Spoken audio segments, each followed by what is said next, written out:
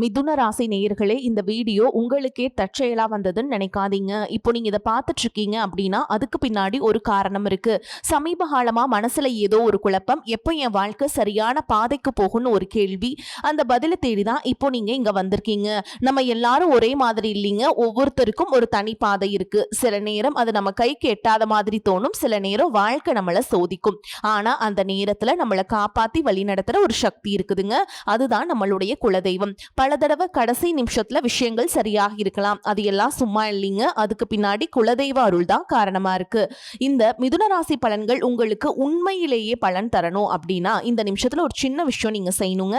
Comment பாக்ஸ்ல உங்க குலதெய்வத்தோட பெயரை எழுதுங்க. தெரியாதவங்க உங்களுக்கு பிடிச்ச தெய்வத்துடைய பெயரை எழுதுங்க, மனசார எழுதுங்க. அந்த நம்பிக்கை தான் இந்த பலனோட சக்தி. இன்னும் நம்ம சேனலை சப்ஸ்கிரைப் பண்ணலனா மறக்காம சப்ஸ்கிரைப் பண்ணிக்கோங்க. அப்படியே பக்கத்தில் இருக்கக்கூடிய பெல் ஐகானையும் கிளிக் பண்ணிக்கோங்க. அப்பதான் நாங்க போடுற ஒவ்வொரு பதிவும் உடனே உங்ககிட்ட வந்துட்டே இருக்குங்க. வாங்க வீடியோக்குள்ள போலாம். மிதுன ராசியை அதிபதியாக கொண்ட நேயர்களே, ஒரு பூட்டு எவ்வளவு வலிமையாக இருந்தாலும் அதற்கான சரியான சாவி கிடைச்சிருச்சு அப்படின்னா ஒரு நொடியில திறந்துடும். வாழ்க்கையும் அப்படிதாங்க. பல மாதங்களா நின்னு போன ஒரு விஷயம் சரியான நேரம் வந்த உடனே நடக்க ஆரம்பிச்சிடும். கடந்த சில மாதங்களா எவ்வளவு முயற்சி செஞ்சாலும் ஏதோ ஒரு தடை வருது அப்படின்னு உங்க மனசுக்குள்ள தோணி இருக்கும். அதுதான் உங்களை மத்தவங்க கிட்ட இருந்து வேறுபடுத்தி காட்டுது. ஏன் அப்படின்னா மிதுன ராசிக்காரங்களை பொறுத்த வரைக்கும் தடையை பார்த்து அப்படியே தேங்கி நிக்கிறவங்கள அதை கடக்கிறதுக்கு வேறு வேறு யோசனை, வேறு வேறு ஐடியாக்களை தேடக்கூடியவங்க நீங்க. உங்களுடைய புத்திசாலித்தனம், பேச்சு திறன், சூழலுக்கு தகுந்தபடி முடிவெடுக்கக்கூடிய திறமை, இது எல்லாமே உங்களுடைய மிகப்பெரிய பலம். ஆனால் சில நேரங்களில் உங்களுடைய நல்ல மனசால தவறான மனிதர்களை நீங்க நம்பிடுவீங்க. உங்களுக்கு பணம் வர வேண்டிய இடத்துல தாமதம் ஏற்பட்டிருக்கும். வேலை வாய்ப்புக்காக காத்திருக்க வேண்டிய சூழலும் இருந்திருக்கும். மனசில் இருந்த கவலைகளை எல்லாம் வெளியே சொல்லாம சிரிச்சுக்கிட்டே கடந்து போயிருப்பீங்க. இனி வரக்கூடிய நாட்கள்ல நீண்ட நாளா நீங்க காத்திருந்த ஒரு செயல் நடக்க போகுது. புதிய ஒரு தொடர்பு உங்களுடைய வாழ்க்கையின் திசையவே மாத்த போகுது. நின்று போன முயற்சி எல்லாம் மீண்டும் சரியான நேரத்துல நடக்க போகுது. எதிர்பாராத ஒரு தகவல் உங்களுடைய குடும்ப வாழ்க்கையிலும் வேலையிலும் மிகப்பெரிய நம்பிக்கையை கொடுக்க போகுது. மிதுன ராசி மிருக சீரிஷ நட்சத்திரம் 3ஆம் பாதம் 4ஆம் பாதம், திருவாதிரை நட்சத்திரம் புனர்பூச நட்சத்திரம் 1ஆம் பாதம் 2ஆம் பாதம் 3ஆம் பாதம்ல இருக்கவங்களுக்கு உங்களுக்கான கிரக நிலைகள் எப்படி இருக்குன்னா, ராசி ஸ்தானத்துல புதனும் சூரியனும், குடும்பஸ்தானத்துல குருவும், சகோதர ஸ்தானத்துல கேதுவும் சுக்கிரனும் சேர்ந்திருக்காங்க. பாக்கியஸ்தானத்துல ராகுவும், தொழில் ஸ்தானத்துல சனியும், அயன சயன போகஸ்தானத்துல செவ்வாயும் இருக்கிறதால உங்க ராசிக்கு எல்லா கிரகங்களும் அதிர்ஷ்டத்தை கொடுக்கக்கூடிய அமைப்புல இருக்கு. இந்த கிரகங்கள் எல்லாமே ராகு மற்றும் கேதுவின் கட்டுப்பாட்டுக்குள் தான் சுழன்றுட்டு இருக்கு. இதனால மத்தவங்க வியக்கும்படியான சில நல்ல காரியங்களை எல்லாம் நீங்க செய்ய போறீங்க. முக்கியமா உங்க ராசிக்கு 2ஆம் இடத்துல இருக்கக்கூடிய உச்சமற்ற குரு பகவானால நீங்க நினைச்சதை சாதிப்பதற்கு எந்த ஒரு தடையும் இருக்காது.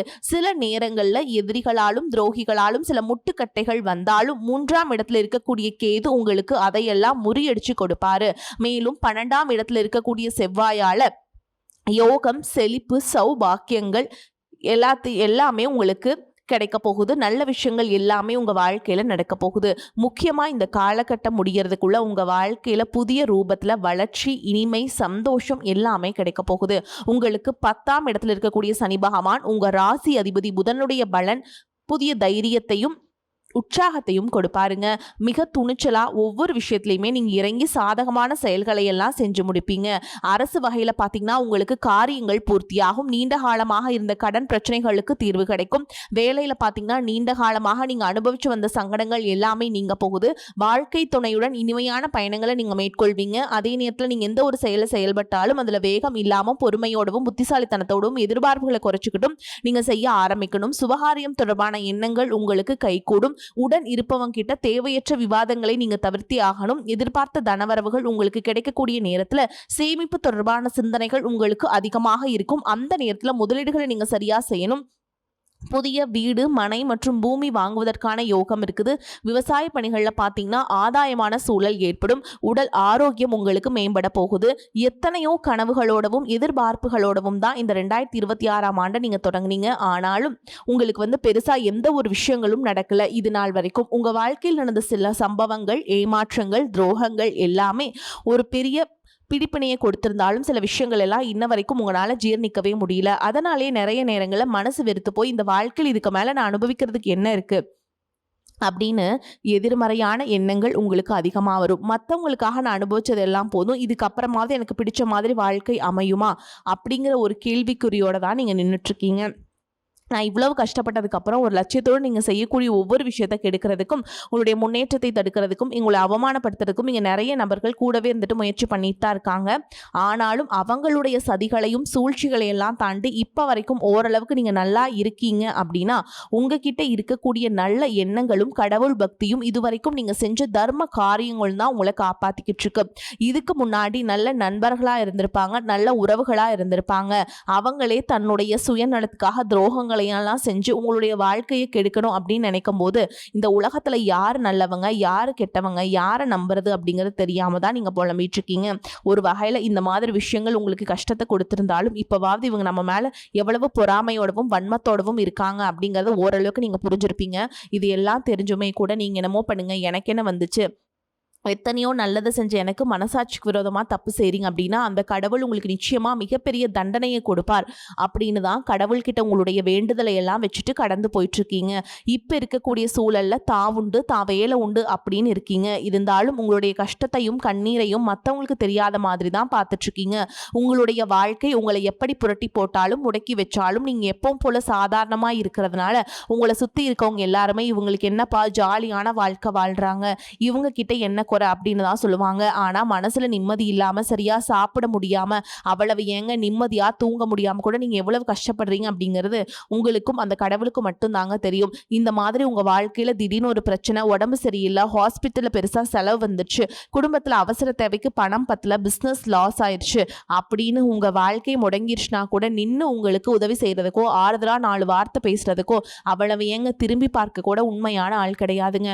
ஆனா நீங்க எவ்வளவோ தட்டு தடுமாறி எந்திரிச்சு நிற்கிறப்போ உங்களுக்கு குறை சொல்றதுக்குன்னே நிறைய பேர் தேடி வருவாங்க.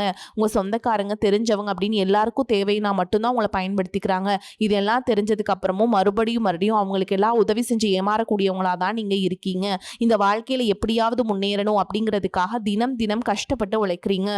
இது நாள் வரைக்கும் என்னுடைய மனசாட்சிக்கு தெரிஞ்சு நான் யாருக்குமே எந்த கெடுதலையோ கஷ்டத்தையோ துன்பத்தையோ கொடுத்ததில்லை, எனக்கு மட்டும் ஏன் இந்த வாழ்க்கையில் இப்படி நடக்குது அப்படின்னு ஆதங்கப்படுறது உண்மைதாங்க. என்ன இருந்தாலும் உங்களுக்கு இவ்வளவு கஷ்டங்கள் ஆகாது. இந்த மாதிரி பிரச்சனைகள் உங்கள் வாழ்க்கையில் வரும், கொஞ்ச நாளுக்கு அப்புறம் அது போயிடும். நிறைய நேரங்களில் பார்த்தீங்கன்னா உங்களால் எந்த பிரச்சனைகளும் வராது, ஆனால் உங்களை சுற்றி இருக்கிறவங்க மூலமாக தான் உங்களுக்கு நிறைய பிரச்சனைகள் வருது அப்படிங்கிறத இப்போவாது கொஞ்சம் புரிஞ்சிருப்பீங்க. இவ்வளவு நடந்ததுக்கப்புறம் நீ என் வாழ்க்கை மாறுமா அப்படின்னு நீங்கள் கேட்குற கேள்விகளுக்கெல்லாம் பதிலாதாங்க இனி வரக்கூடிய கிரக நிலைகள் மற்றும் அதன் இயக்கத்தின் காரணமாக உங்களுக்கு நல்ல பலன்கள் எல்லாமே கிடைக்க போகுதுங்க. இது நாள் வரைக்கும் நடந்த கெட்ட விஷயத்தை எல்லாமே விட்டுருங்க. இனி வரக்கூடிய நாட்களில் உங்களுக்கு எந்த மாதிரி நன்மைகள் கிடைக்க போகுது அப்படிங்கிறத பத்தி தான் இந்த வீடியோ பதிவுல பார்க்க போறோம். முதலாவதா மீன ராசியில் இருக்கக்கூடிய சனி பகவான் உங்களுக்கு ஆரம்பத்துல சில தடைகளை கொடுத்திருந்தாலும் இந்த வருடத்தின் இறுதிக்குள்ள உங்களுக்கு நல்ல பலன்களை எல்லாம் கொடுக்க போறார், தடைகளை எல்லாம் விலக்க போறார். இதன் மூலமா பொருளாதார ரீதியாக உங்களுக்கு நல்ல முன்னேற்றம் அப்படிங்கிறது விரைவிலேயே ஏற்பட போகுது. அடுத்ததா பாத்தீங்கன்னா சுக்கிர பயிற்சி. இதன் மூலமா உங்களுக்கு நல்ல வேலை வாய்ப்பு, பதவி உயர்வு மற்றும் அதிகாரம் செலுத்தக்கூடியவருடைய நட்பு உங்களுக்கு கிடைக்கும். நீங்க செல்வத்தை சேர்க்கணும் அப்படிங்கிறதுக்காகவே நகைகளுடைய விலை குறையும், புதிதாக வீடு வாகனங்கள் எல்லாமே வாங்குவீங்க. ஆரம்பத்தில் பொருளாதாரத்தில் ஏற்ற இறக்கங்கள் இருந்தாலும் இந்த வருடம் முடியும் பொழுது குறிப்பிட்ட அளவுக்கு நீங்கள் சொத்து சேர்த்து வச்சிருப்பீங்க.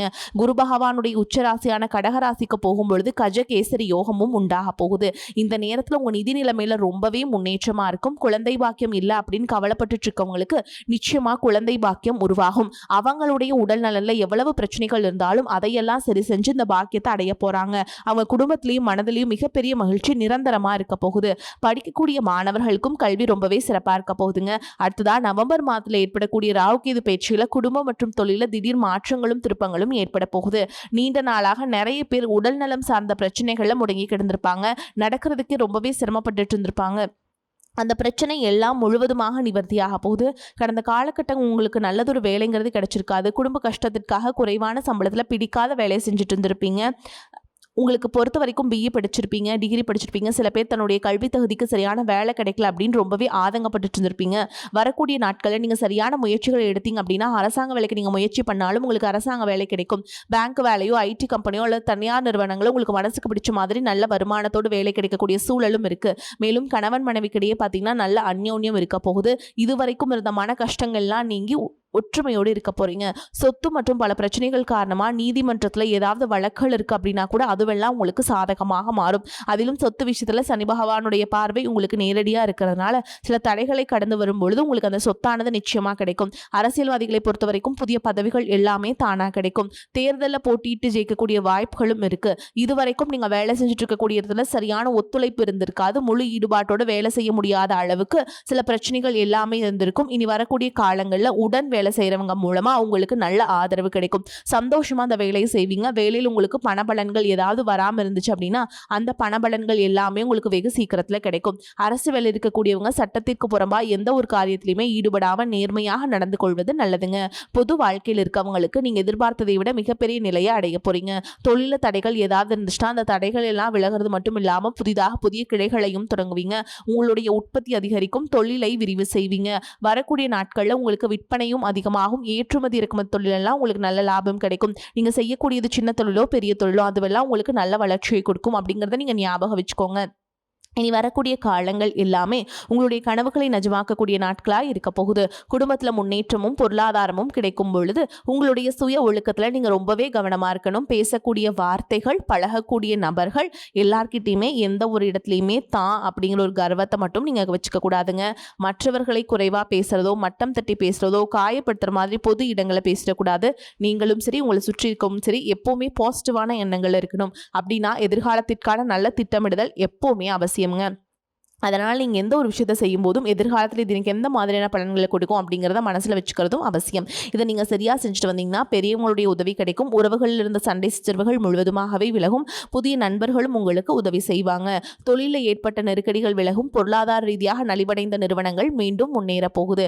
மேலும் மேலும் உங்களுக்கு வியாபாரத்தில் எதிர்பார்த்த லாபமானது கிடைக்குங்க. உங்களுடைய புதிய சிந்தனைகள் மற்றும் நேர்மறையான எண்ணங்கள் உங்களுடைய வளர்ச்சிக்கு காரணமாக இருக்க போகுது.